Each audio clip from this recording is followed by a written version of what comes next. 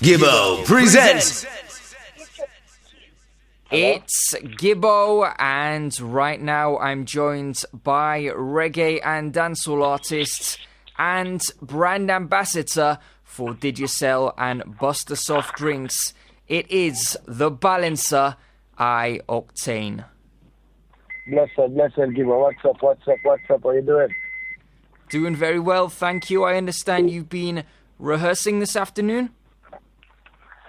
Yeah, I just leave rehearsal. You know what I mean? I'm here preparing for the album release, listening party, and this Wednesday in Triple Century, you know what I mean? So, you know, we have to get to prepare, you know, and get everything in order so I can actually deliver when that day comes. March the 4th is the all-important date when your second album, My Journey, will be released. Tad's Records are dealing with the distribution of the album, which was produced by your friends and noted producer, DJ Frass. Can you describe the working relationship and chemistry between yourself and Frass and explain how working with him differs from working with other producers? Well, DJ Fras is a workaholic like the ISL, you know what I mean? You know, he's a workaholic like the ISL, so it's easier for me because we have the same vision. Plus, he's a very driven producer. He's a producer that thinks out of the box, you know what I mean? And he's a producer who actually input other ideas, you know, so it's much easier for an artist to work with a producer like DJ Fras, because he's not just a producer who records songs, a producer also contribute to the recording and contribute to the music per se, you know what I mean, in terms of, you know, writing, ideas, etc., all of those things, you know, so, and he's a young producer in terms of age, you know what I mean, so he has a youth perspective of life. So that makes it easier for me, you know? The whole album was recorded in just a month. Can you describe what that month was like for you? Did you just lock yourself away in the studio for full days?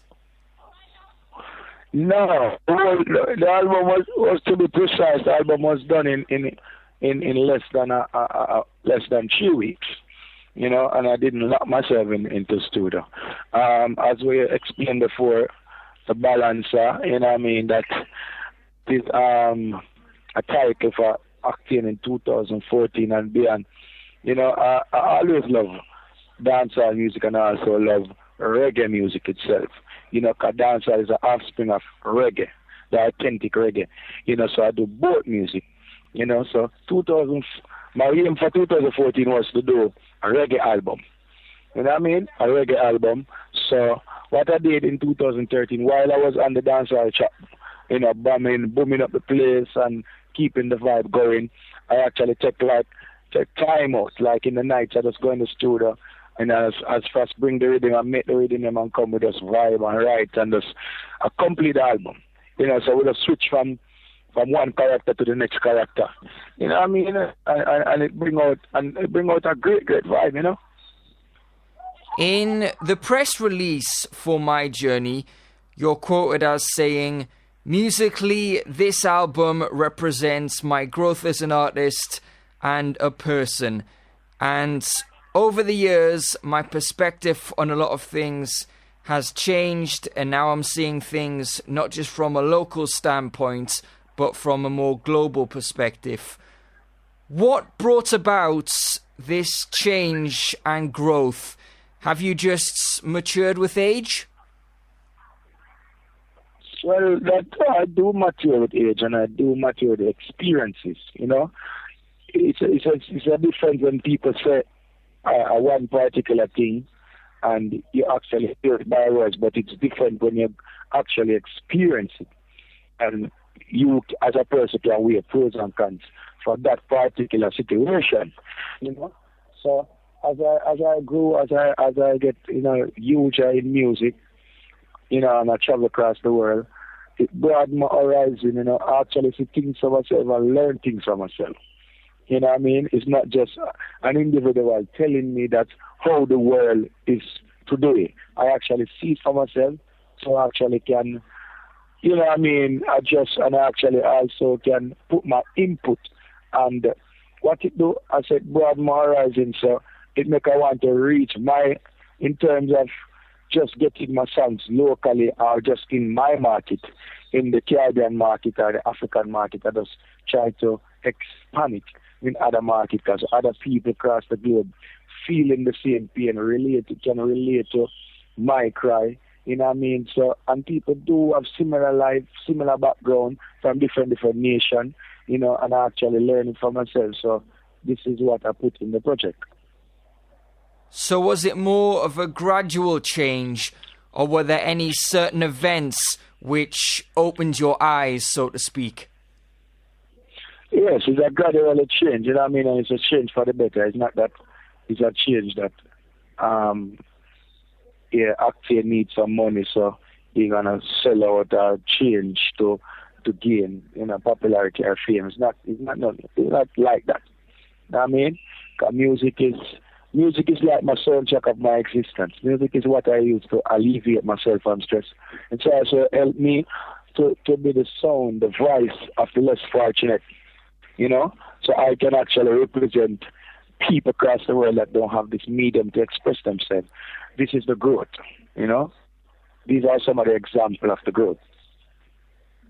You've said this album is not for a particular group, it's for everybody. How have you managed to ensure that it has such mass appeal? Well, as I explained earlier, the experiences that I gained over the years, this is what I put into this album. This is what I put into this album. And I mean, because what I did is to go along the way, travel over the world and see what the world required, you know. I know the type make comparison with other artists in terms of not from the reggae genre, you know, but other genre, pop, hip hop, soul, all of those, and what these guys use are the chemistry, or the material, or what these guys use to conquer the world, or to conquer his or her environment. You know, it's proper production and proper products. You know what I mean? So basically, this is what I go into myself and you know, try to put as much as possible in terms of production. You know, and this album is also more English oriented. You know what I mean? People across the world that don't understand patois can actually listen to a song of this album and can relate to it.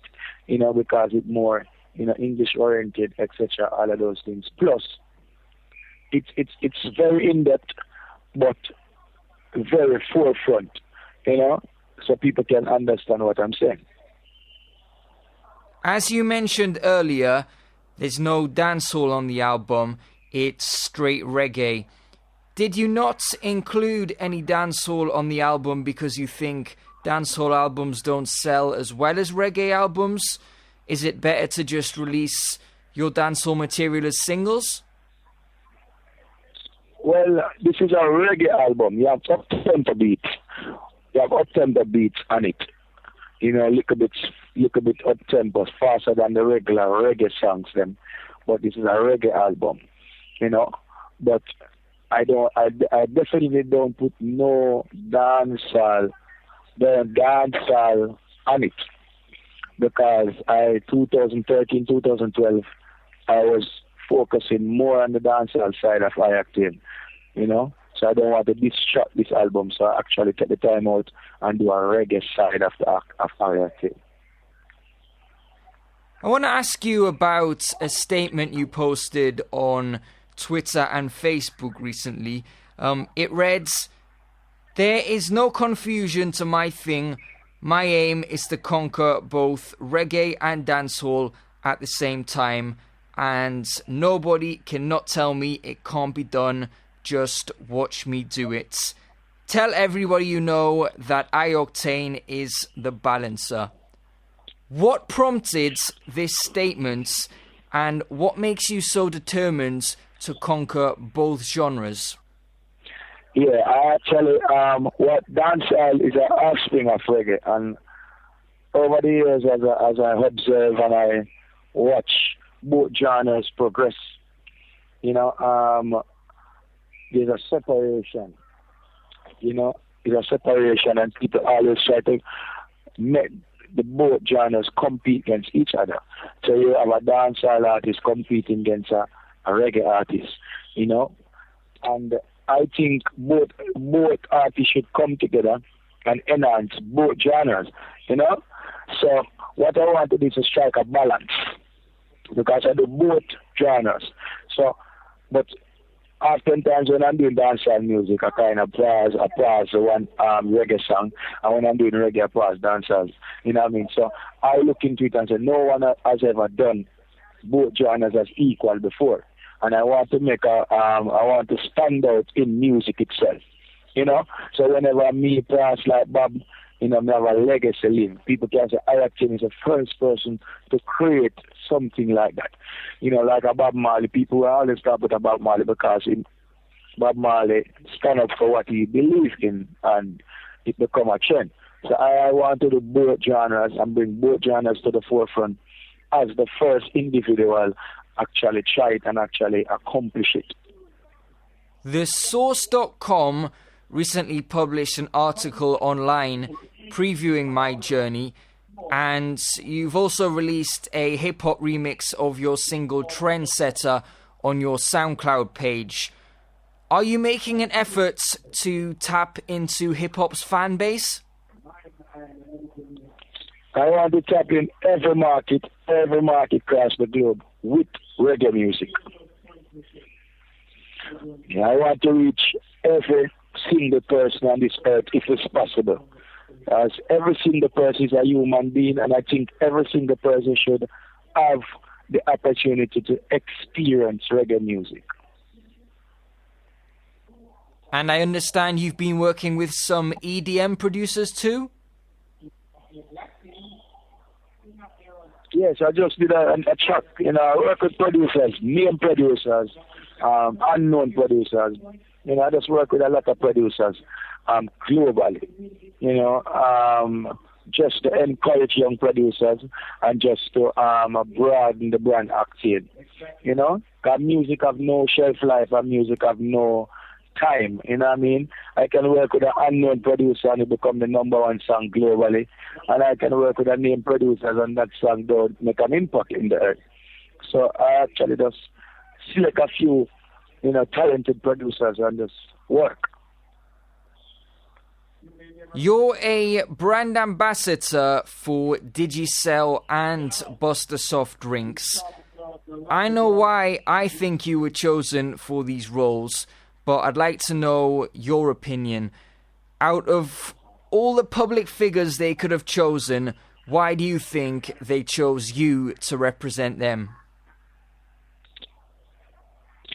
I think as an individual, as a person, each person should have an identity and have a statement, something positive, and I am from the worst life, ghetto, poverty, beyond poverty, and I have, changed that life because of my hard work in music and become an individual that contributes positive message to the society.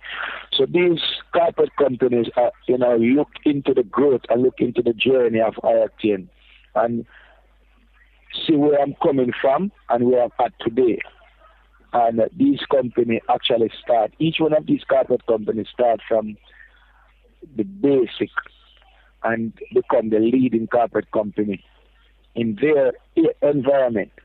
So it's only best to fuse their brand with Octane brand, because people, in Jamaica can actually relate to that. So when they fuse their brand with Octane brand, people, gravitate more to the company. It has done good for Octane also. So it's a plus. But it's just the journey and where I'm coming from and where I'm at today. bring out a positive appeal, to these companies. So these companies appreciated that and want to work with Octane. Apart from your inspiring story and the fact that you're a very popular artist, I think it's because you've got a clean-cut image, but you're also credible and well-respected in the streets and the dancehall. And that's a very difficult balance to strike. Do you agree with me? And is your public image something you and your management or publicists talk about a lot? Well, I think you're right. You know what I mean? Because I think you're right. You know what I mean? Because King Selassie is a neatest, one of the neatest, individual who ever chat heard. But he's a rebellious soul. He's for the street. People who face tribulation and trial can relate. But he's very clean and very approachable. You know what I mean? So as an individual, as a role model, you have to have a appearance that people appealing to people, that people love. People don't see threatening. I feel threatened by your approach or how you approach a situation or how you carry yourself. And I believe that cleanliness is godliness. So you have to have an image, you have to have a certain look in terms of how to transcend like a borders. Because if you was a rebellious individual with a rebellious look, that's gonna close like a door for you. You know what I mean? But if you are a rebellious individual, if you want to get across certain message, you have to have the package, the full package. Do you ever have to think twice before doing things in public or avoid certain situations in order to preserve your image? My life is just about positive movements. My life is all about positive movements. I don't let the public or let an individual determine my way of life, because it's all about positive. And I am not changing from being a positive individual. So that reflects out in the environment and people gravitated to that. Nearly all artists today embrace social media, but I think you take things a step further than most. Not only do you post regularly on Twitter and Instagram, but you've got a YouTube channel with almost 200 videos uploaded and a regular updated SoundCloud page too. What do you think are the benefits of going that extra mile and being so active online? Yeah. It's very important. It's very important to it's very important. It's very important to have to utilize these opportunities that you get. Because I am in Jamaica and you have people 1,000 miles away from me, million miles away from me. So this is a medium that they can use to reach your fans. Them, there's some individual that never meet you before, but them like your words and like the vibration and getting from the music. So this is a medium that they can use to actually let them see who you are, to be a part of your challenge, to be a part of your journey. You know what I mean? People anticipate to waiting on you to perform, to meet you, etc. So I actually use these things to reach my fans them and getting the brand acting out more. And you get a lot of positive feedback from your fans, specifically with regards to your social media and online activity? Yeah, man, I get a lot of positive. And I get both positive and negative, because it's not everybody gonna actually like what you're doing. And I also get constructive criticism. You know what I mean? Because I don't want my fans them to be a yes person. If I post or I do something that they don't feel appreciated about, well, they should let me know. And if I feel like this is what I'm doing, then I will take a stand and let them know this is what I'm doing. But if I feel like, I can adjust it, I will adjust it, But I get a lot of positive comments, a lot of negative comments, but I don't delete. Person because every single person won't agree with you. You received 10 nominations in 8 categories at this year's Youth View Awards, and you managed to scoop the awards for Video of the Year, for Happy Time, and Collaboration of the Year for Celebration. Does it mean more to you to win an awards like a YVA, which is voted on by the youth of Jamaica, as opposed to one that's voted on by quote-unquote music industry professionals like the Grammys? YVA for me is let me explain. YVA for me is all about the younger generation, like 4, 5, 6, 7, 8, 9, 10, the teen, before teenager and teenagers, So I, as an artist, have to relate and stay tuned with the younger generation, because the younger generation is gonna be the future of tomorrow, So it's a great accomplishment for nominated for 10 categories, the most for the night. The only entertainer has nominated so much for the night, and actually win 2, So even if I never win any, I'm a winner because I actually in the category. So, and it motivates me, and it also keep me current with the kids then, and I like this is one of the award show them in the world that is actually real. Nothing is rigged about it. Yeah, the kids actually have to vote, and people have actually get involved. It's not like people, like, all right, Octane not supposed to win this category, but through favoritism, Octane win it. It's not like that. It's a real award. That's why I actually involved in it. One of the awards you were nominated for was Male Fashion Icon of the Year. You're a man who's always suitably attired, and you launched your own skateboard and fashion line last year. Do you have any plans to expand it? Well, yeah, as I go along, I'm going to expand it in terms of, always attired, always keep myself approachable. Plus, always, I might involve in other things like getting fashion, like design, T-shirt, etc., all of those things, merchandise, so people can actually have a item from I-Octane and feel good as a fan, Do you see yourself as a fashion icon? Well, I don't describe myself as a fashion icon. I just keep myself attired. Octane, I know it's an extremely busy time for you at the moment as you get ready for the release of your new album, My Journey, on Tuesday, which is March the 4th. Thanks a lot for your time. Yeah, man. Love. Gibbo. Enough love. Respect. Gibbo.